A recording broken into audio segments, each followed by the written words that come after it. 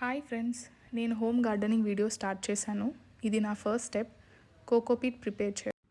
కోకోపీట్కి చాలా అడ్వాంటేజెస్ ఉన్నాయి. It retains water for a long time, improve soil aeration and helps roots grow strong and healthy.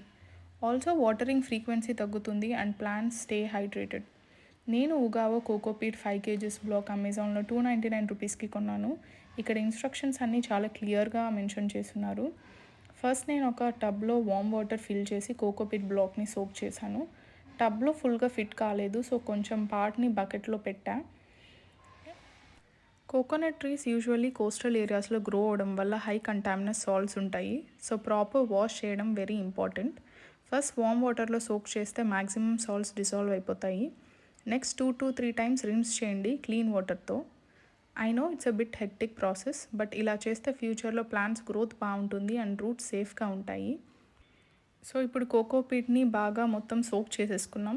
4 hours తర్వాత చూస్తే colour డార్క్గా అవుతుంది, చూసారు కదా, అండ్ వాటర్ని బాగా అబ్జర్వ్ చేసింది. ఈ ప్రాసెస్ని రిపీట్ చేస్తూ ఉండండి. 2 to 3 times బాగా వాష్ చేయండి.